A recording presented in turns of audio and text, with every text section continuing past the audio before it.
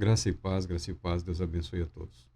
Preparem o caminho do Senhor. Esse é o título sugerido para o texto do Evangelho de Mateus, no terceiro capítulo, seus 12 primeiros versículos. Outro é: João Batista prepara o caminho. Essa expressão de caminho, ela é muito comum nas Escrituras, e esse modo de ser, ou modo de agir, ou modo de existir, é expresso com essa palavra, o caminho. O caminho da retidão, o caminho da justiça, o caminho da paz, o caminho da alegria, o caminho dos anjos, o caminho dos homens, tá? Diz respeito ao modo de ser e ao modo de agir. E também os meios pelos quais torna possível acesso a alguém ou a algum lugar. E João Batista, ele surge nesse momento, nesse ambiente, chamando o povo ao arrependimento. João Batista, na minha opinião, um dos mais bem-sucedidos profetas. Não que outros não tenham sido. Você pega aí os profetas e escritores que tiveram preservadas as suas palavras, as revelações que Deus a eles concedeu, foram registradas e preservadas, e até hoje abençoam as nossas vidas. O fato é que a maioria deles estava falando em várias ocasiões sobre eventos que eles não presenciaram, sobre pessoas que eles não conheciam. Eles tinham a sua capacidade imaginativa, isso é óbvio, mas debaixo dessa inspiração, debaixo desse mover do Espírito Santo, eles foram conduzidos a fazerem pronunciamentos que iam além da sua capacidade de compreensão, muito embora os textos façam sentido, guardem coerência e possam ser estudados e interpretados até mesmo pelas pessoas que não são da família da fé. Eu falo mais bem-sucedido dos profetas porque logo após a sua proclamação, a sua intensa proclamação, a sua intensa atividade ministerial, sua atividade profética, revela-se Jesus como o Cristo. João Batista prepara o caminho e surge Jesus dizendo: eu sou o caminho, eu sou a verdade, eu sou a vida, eu sou o caminho, a verdade e a vida. Ninguém chegará ao Pai senão por mim.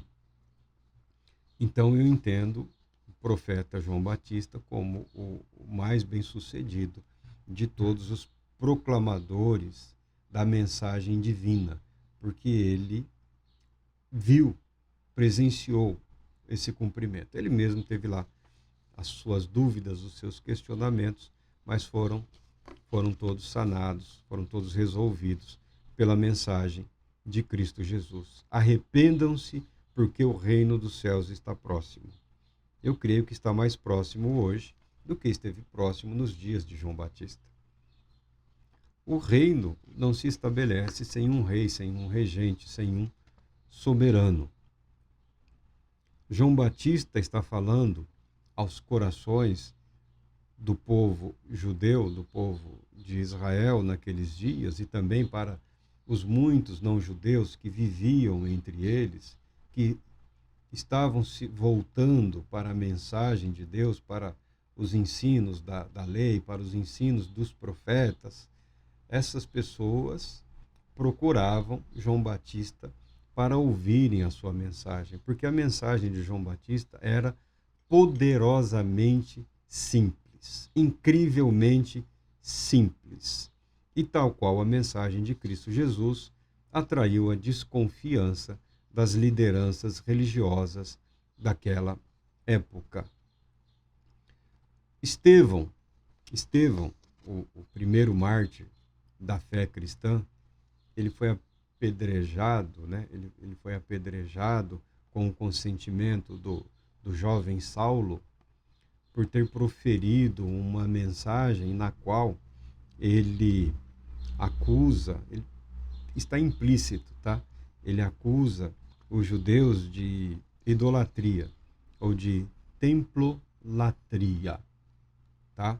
Que eles estavam mais ligados aos rituais, ligados mais à cerimônia, ligado mais aos sistemas de ofertas, de sacrifícios, do que ao próprio Deus. Como que se o templo fosse uma representação física do eterno, daquele que é extremamente elevado, do soberano. O jovem Estevão não foi pioneiro nesse sentido. Eis aqui João Batista. Eis aqui João Batista convocando as pessoas para voltarem para Deus. Arrependam-se. Por isso, a mensagem dele foi muito poderosa. Porque algumas pessoas estão em condenação, mesmo vivendo uma experiência de intensa religiosidade. Por quê? Porque as instituições religiosas, invariavelmente, não sejam todas ao mesmo tempo, mas invariavelmente as instituições ou os ministros institucionais, eles criam essa confusão na mente das pessoas. Eles apresentam a igreja como se a igreja fosse o Salvador, como se a igreja fosse a salvação, como se estar filiado ou associado a alguma instituição religiosa fosse a garantia da salvação, da atuação do Espírito Santo, da renovação, da transformação de vida daquelas pessoas, proclamando a nossa fé, a nossa igreja, o nosso caminho, o nosso modo de ser. Não foi somente nos dias de João Batista, isso também acontece nos dias de hoje. Eu já falei, e o texto me permite refletir. De vez em quando, eu dou uma olhada em alguns ainda estão vivos, as referências. A minha última referência como pregador que foi o reverendo Saulo, pastor Saulo, um dos melhores expositores bíblicos que eu já ouvi pregando, tá?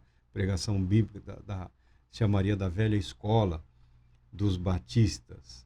Muito embora um batista renovado, um excelente pregador, que seguia aquele padrão, aquele modelo lá, mas que nele parecia bem natural. É claro que quando você tem olhos treinados, você percebe as técnicas, os recursos que são ensinados, ou que eram, né? Hoje não é mais, né? Os recursos que eram ensinados, os recursos de retórica, de oratória, a postura, as vestes, né? A própria composição do reverendo, quando está ali oficiando, pregando, todo o cuidado com a apresentação. Se foi, o Senhor Jesus o levou. E tem alguns outros que ainda estão vivos, alguns poucos. E tem alguns com os quais eu não concordo, mas mesmo assim eu de vez em quando olho, vejo por uma questão de saúde também.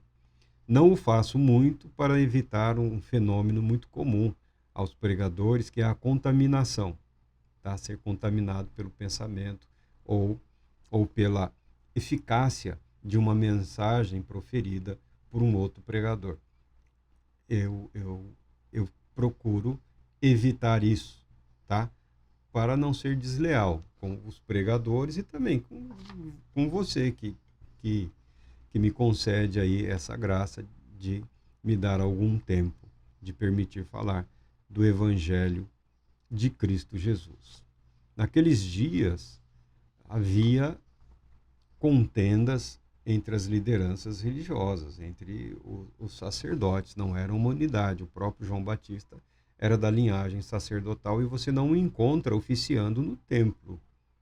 Ele provavelmente, parte da vida dele, ele esteve num grupo que se formou numa região lá, chamam de deserto, aí nós chamaríamos de semiárido. É uma região afastada das rotas comerciais mais utilizadas. Então, uma área mais reservada, uma área isolada, né? Formou-se uma comunidade a princípio sacerdotal, que se teremos tempo, se a nossa programação permitir, nós falaremos desse grupo aí, que é muito famoso na mente e no coração de alguns pastores importantes e de alguns cristãos. Mas falando desses ministros que às vezes confundem o Evangelho de Cristo Jesus, a pessoa de Cristo Jesus, com o pertencimento a uma instituição religiosa, eu falei, um desses aí, de vez em quando eu ouço alguma coisinha, ele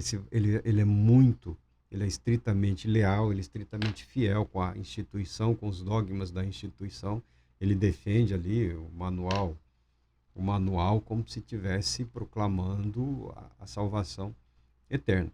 Para mim, seria um dos maiores pregadores do Evangelho de Cristo Jesus se se permitisse pregar o Evangelho de Cristo Jesus e não uma denominação. Mas ele não consegue mais. Não, a mente dele, eu acho que não volta mais a isso. Ele não aceita. É toda uma vida adestrado àquilo, sempre defendendo a instituição.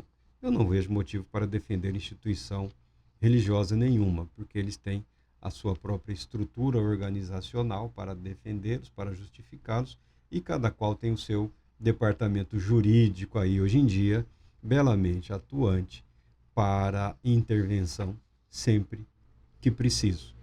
Só que, como diz João Batista, isso não é salvação, isso não é fé, isso não é vida em Deus. A instituição é necessária? É necessária.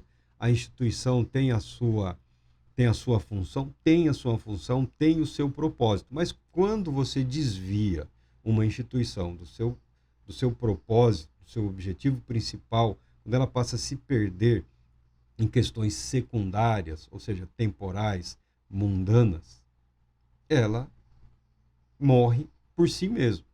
Ela morre por si mesma. Hoje em dia não, já tem algum tempo, eu li um material, e é um material que tem sido divulgado aí, é um programa para restauração de igrejas, né, para renovação de igrejas, via institucional, né, reavivar os valores, os princípios, os modelos. Estão tentando salvar aí algumas instituições de um processo de decadência, de afastamento das coisas sagradas, das coisas divinas. Eu desejo sucesso, eu desejo boa sorte, mas como o texto propõe, o importante é seguir em frente. O importante é seguir a caminhada cristã. Se outros estão patinando, se outros desistiram, se outros se corromperam, isso é problema dos outros com o Senhor, Deus Todo-Poderoso. Nós não estamos nesse mundo para julgarmos os servos que não são nossos. São servos de Deus, se apresentam como tal, e tanto eles como nós teremos que nos apresentar diante de Deus, sim, num dia muito importante, num dia fundamental, para sermos aprovados ou não. Não existe esse negócio aí de já está tudo certo, não existe um esquema espiritual na fé cristã. Não dá para fugir do dia do julgamento, está na profissão de fé, está na confissão de fé. O dia em que Deus, em Cristo Jesus, julgará os vivos e os mortos. Há um juízo, o final, o último, o julgamento final. Nós passamos por julgamentos durante toda a nossa vida. Nós passamos por avaliações durante toda a nossa vida. Esses dias eu parei um pouco para ouvir o que uma pessoa estava falando ao meu respeito, e depois de um minuto eu já estava com raiva de mim. Já falei, meu Deus, esse cara precisa ser eliminado da face da terra. Mas o sujeito do qual se falava era eu mesmo. Então, juízos, julgamentos, questionamentos, isso daí é normal, mas haverá um dia em que toda a humanidade será julgada, e nós nisso confessamos. E é para esse dia que João Batista está chamando, movendo as mentes e os corações das pessoas. Ele diz assim, João Batista é aquele de quem falou o profeta Isaías, quando diz, voz do que clama no deserto, preparem o caminho do Senhor, endireitem as suas veredas. Voz do que clama no deserto. Quando se fala de santidade, João Batista levou ao extremo. O ministério sacerdotal está contaminado? Estou fora. Ele saiu, ele se afastou. A cidade santa tornou-se corrupta? Ele nem entrou, nem fez questão. Ficou ali, às margens do Jordão, chamando ao povo. Venham, arrependam-se, creiam em Deus, porque está próximo o reino dos céus, está próximo o reino de Deus. O reino de Deus, o reino dos céus, entre os homens, por alguns é apresentado aí numa questão dupla, tá? Que a palavra reino dos céus é uma referência a um estado específico de coisas e reino de Deus é outro. Não, é o mesmo Deus, é o mesmo reino. Nós fazemos parte desse reino pela fé. Esse reino no qual nós esperamos habitar, habita em nós pela fé, porque ele surge através da fé, na esperança. Será consumado na vinda de Cristo Jesus, na implantação do seu reino. E para reinar, a primeira etapa para que o Messias reine é que ele tenha um trono para reivindicar. Muito embora todo o processo formativo dessa nova nação de Israel, desse novo Estado, chamado moderno Estado de Israel, seja algo muito complexo, questões sociais, políticas envolvidas, nós compreendemos que a poderosa e invisível mão de Deus guiou povos e nações com o objetivo de se restaurar um Estado, uma nação chamada Israel. Esse Israel que está lá é o Israel de Deus proposto nas Escrituras. Há controvérsias, né? Há questionamentos. A igreja que aqui está é a igreja proposta por Cristo conforme as Escrituras? Também há controvérsias. Porque nós vivemos em meio ao processo. Nós vivemos numa dinâmica em que Deus está agindo, Deus está atuando. Quando meditamos nas Escrituras, nós temos o resultado, nós temos o efeito. Os profetas falaram de Cristo Jesus. Opa, isso eu sei, isso eu entendo, aconteceu. Os profetas falaram da destruição da nação, do templo, por conta da rebeldia, da rebelião e do pecado. Não, isso aconteceu. Então, a nossa compreensão dos eventos realizados, anteriormente profetizados, é uma.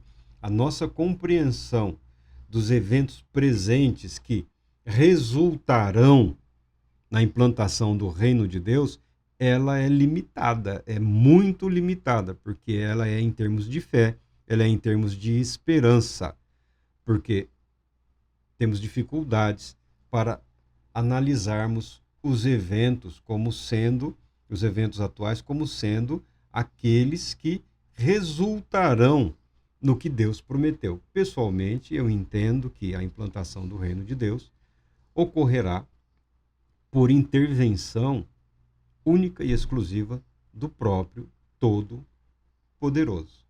Mas vamos à mensagem do João Batista, que também é útil para nós hoje como igreja de Deus, como corpo de Cristo na terra, como orientação, como instrução e como uma convocação. Primeiro, arrependam-se.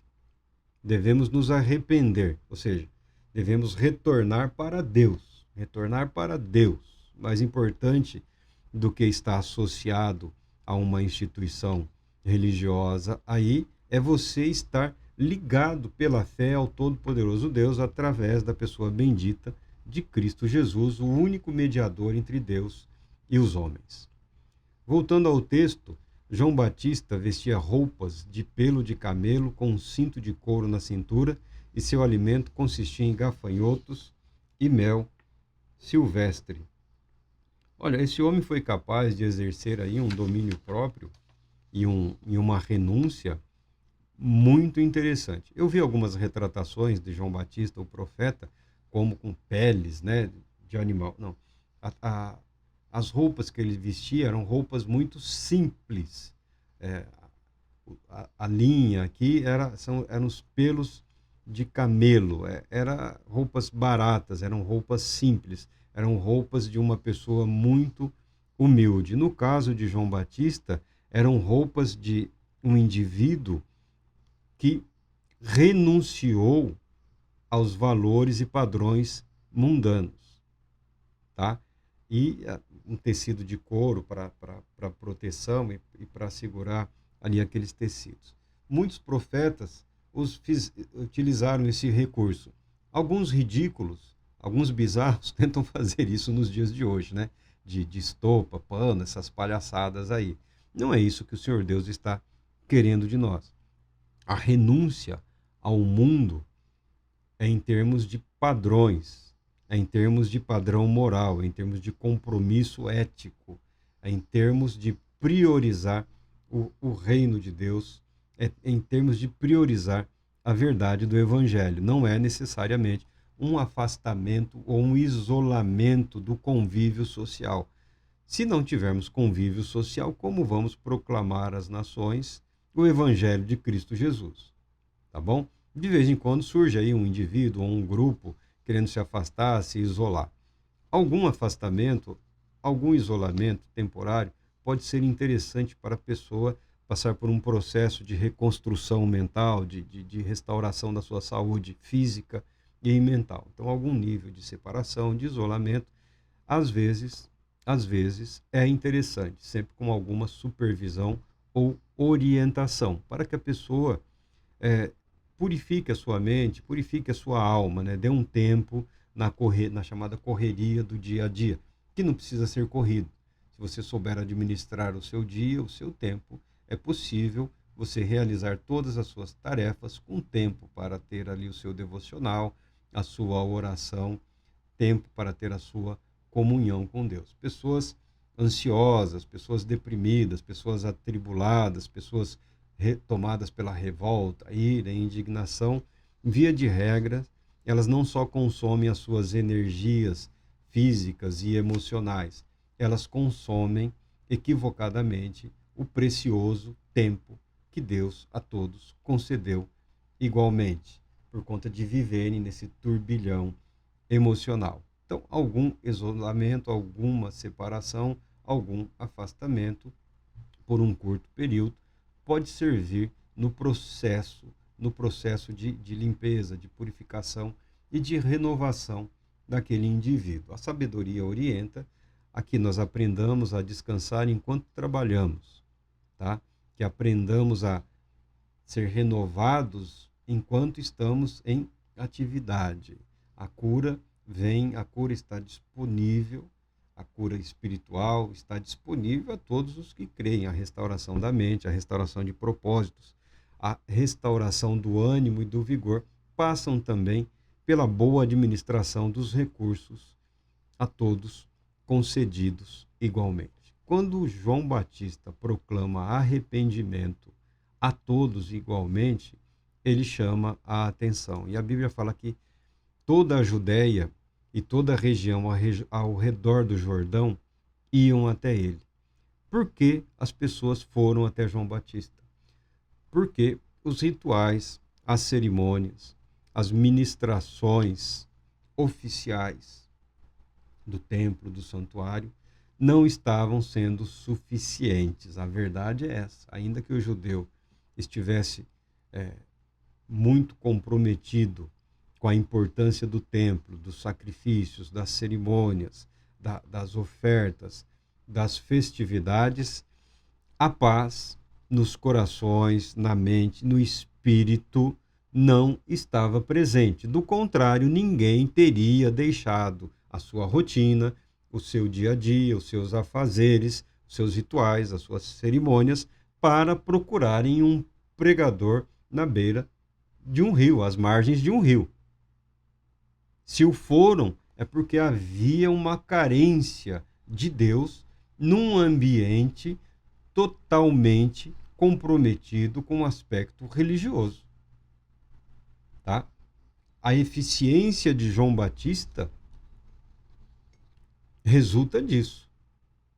É o homem certo, na hora certa, no local correto, para as pessoas certas. A necessidade de Deus, o anseio por Deus, ele ocorre na vida de todas as pessoas invariavelmente. Mas, quando a pessoa se perde na sistemática religiosa, na rotina religiosa, corre o risco sim, dela passar por esse período de depressão espiritual. E Deus enviou João Batista como preparação para Cristo Jesus com vistas ao socorro deste povo aflito. O desvirtuamento das religiões diz respeito ao envolvimento delas com as questões materiais, com as questões terrenas, com as questões políticas. Não é possível que a religião não se envolva de alguma maneira com esses assuntos, com essas questões, porque a necessidade de orientar, a necessidade de conscientizar, ela implica numa compreensão do mundo, da realidade no qual nós estamos inseridos. Mas o sistema religioso daquela época estava gravemente comprometido pela ganância, o amor ao dinheiro, que é a raiz de todos os males. O templo era também, contrariando seu propósito, a sua natureza, um meio de enriquecimento ilícito para alguns grupos, para algumas elites religiosas, tá? Entre esses, a Bíblia ressalta a avareza dos fariseus, um dos movimentos religiosos em Israel, que eu considero um dos mais bonitos, um dos mais relevantes historicamente. Ele adormeceu, ele foi grandemente fragilizado. Jesus sempre bateu de frente contra alguns fariseus, não poupou críticas, porque eles haviam começado muito bem. Mas o que explica a derrocada do farisaísmo? A ganância. A Bíblia fala de alguns fariseus que procuraram Jesus como sendo avarentos, o amor ao dinheiro.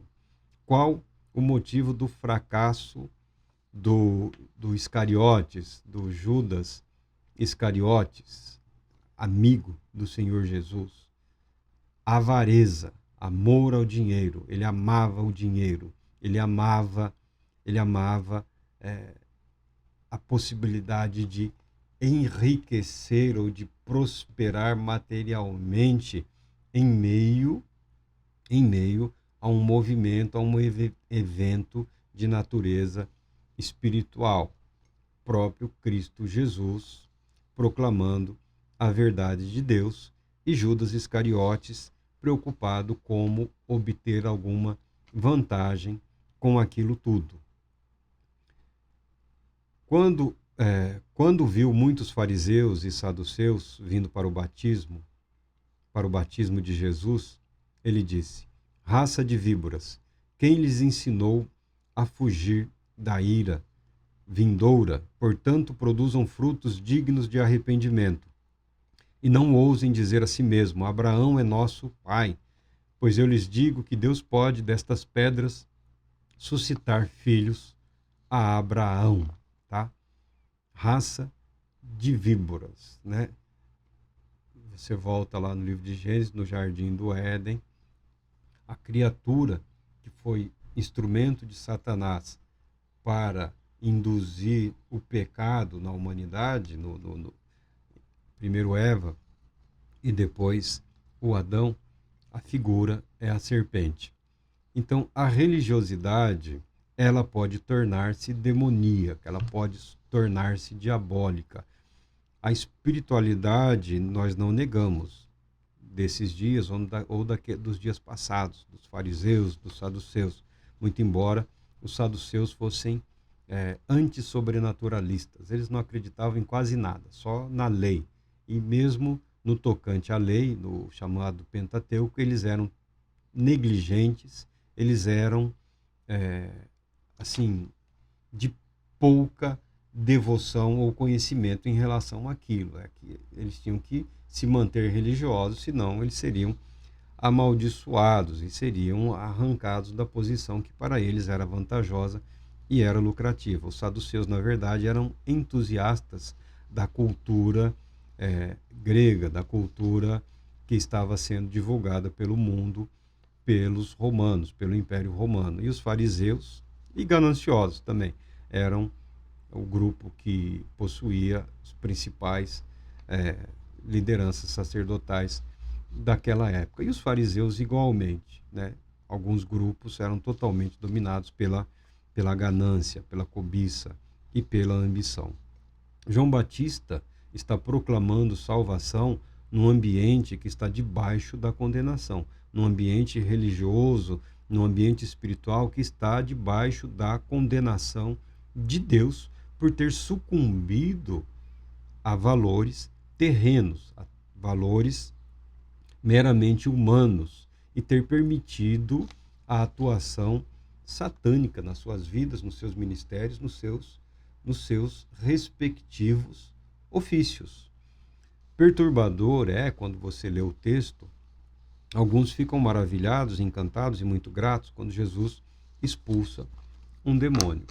Mas é inquietante percebermos que naquele período, algumas das pessoas que estavam debaixo dessas opressões, ou dessas possessões, ou dessas manifestações demoníacas, eram judeus.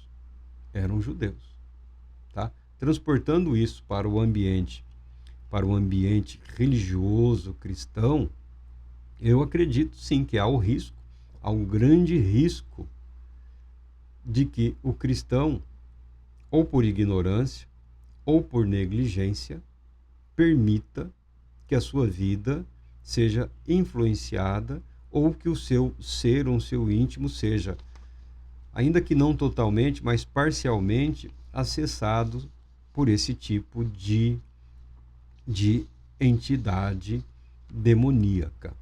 Porque a Bíblia fala que nós devemos resistir ao diabo e ele fugirá de vós.